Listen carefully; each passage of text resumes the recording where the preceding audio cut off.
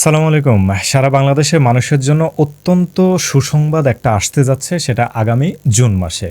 এটা এপ্রিল, মে, জুন, আগামী 2 মাসেই এই সুসংবাদটা আসতে যাচ্ছে। আমি শুরুতেই বলে নিচ্ছি সুসংবাদটা কি। সেটা হচ্ছে বাংলাদেশের মুদ্রাস্ফীতির পরিমাণ, মুদ্রাস্ফীতির যে রেট, এটা 8.5-এর নিচে নামতে পারে। এবং নামতে পারে বলতে এই অ্যাজিউমটাই স্ট্রংলি করা হয়েছে।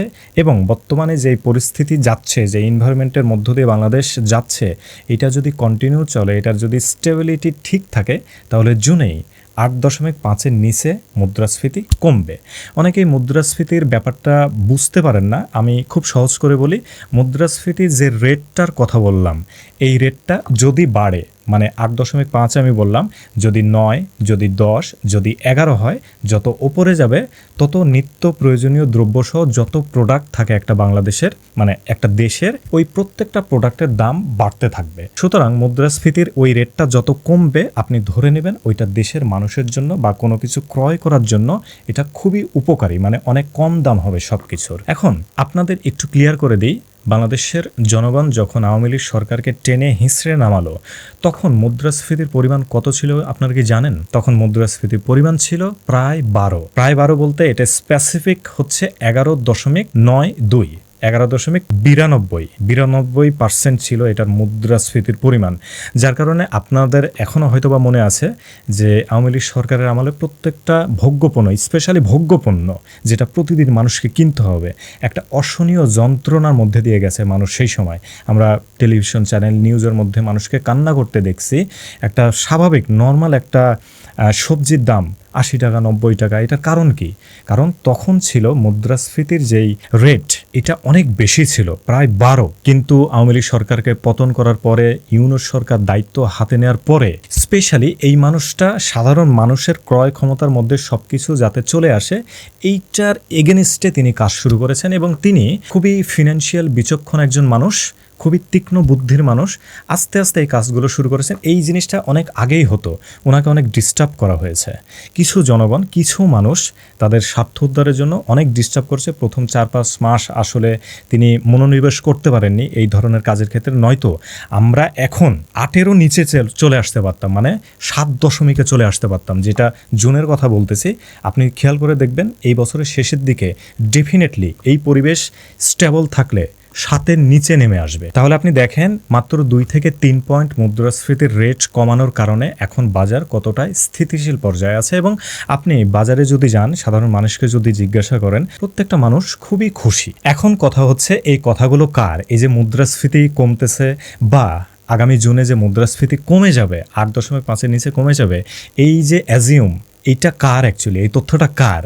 এটা কি বাংলাদেশ ব্যাংকের? যদি হয় তাহলে এটা গ্রহণযোগ্য না। এটা কি বাংলাদেশ সরকারের? যদি হয় তাহলে এটা গ্রহণযোগ্য না।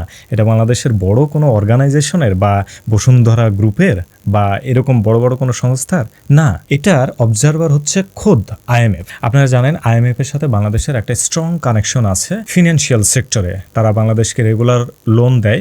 আওয়ামী লীগ সরকারকেও তারা লোন দিয়েছিল, কিন্তু আওয়ামী লীগ সরকার আসলে সেটা পরিশোধ করতে পারেনি। অনেক কলঙ্কিত হয়েছে বাংলাদেশ। কিন্তু এই ইউনূস সরকার দায়িত্ব নেওয়ার পরে আইএমএফ খোদ বাংলাদেশের প্রত্যেকটা সেক্টর তারা অবজারভেশন করছে। নট অনলি বাংলাদেশ, তারা যেই দেশকে অ্যাকচুয়ালি লোন দেয় সব দেশকেই তারা অবজার্ভ করে। তো রিসেন্টলি বাংলাদেশের রমজান মাস পার হয়ে গেল। রমজান মাসের পুরো মাসটা সমস্ত দ্রব্যপণ্যের যে একটা স্থিতিশীল ব্যাপার ছিল, এইটা তারা অবজারভেশন করছে।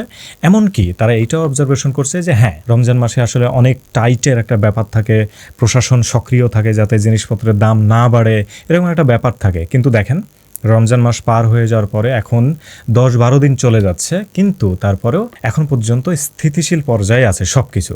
তো এইটা তারা অবজার্ভ করে দেখতেছে, যদি এটা স্টেবল থাকে definitely it's a good sign. এটা যদি স্টেবল থাকে আগামী জুনেই 8.5-এর নিচে চলে আসবে। এবং যদি এই সব কিছু ঠিকঠাক থাকে তাহলে এই বছরের শেষের দিকে 7.0-এর নিচে চলে আসবে। এবং তখন আমার মনে হয় ডক্টর মোহাম্মদ ইউনূস স্যারকে, মানে বাংলাদেশের মানুষ বিপদে ফেলবে। বিপদে ফেলা মানে কি, এই মানুষটা বাংলাদেশ থেকে যেতে চাইলেও তাকে যেতে দিবে না। কারণ এই সোনালী সুদিন বাংলাদেশ কখনোই দেখেনি, কখনো দেখতে পারবেও না যদি এই মানুষটা চলে যায়। তিনি যে পরিবর্তনটা ঘটাচ্ছেন, যে ম্যাজিকটা দেখাচ্ছেন, এটা আমরা স্ট্রংলি দেখতে পাচ্ছি, একদম ক্রিস্টাল ক্লিয়ার। আপনি দেখেন না বাজারঘাট সব কিছু ঘুরে দেখেন, মুদ্রাস্ফীতি কমে যাওয়ার কারণে এই সব কিছু পসিবল হচ্ছে। অ্যান্ড আরেকটা জিনিস আপনাদের জেনে রাখা ভালো যে মুদ্রাস্ফীতি এইটা কিন্তু বাংলাদেশ সরকার বলেন বা কোনো দেশের সরকার বলেন বা ওই দেশের যে সেন্ট্রাল ব্যাংক আছে ওই ব্যাংক বলেন, কারো পক্ষে আসলে কমানো পসিবল না। এটা অটোমেটিক ডাউন হয়, অটোমেটিক আপ হয়। কখন?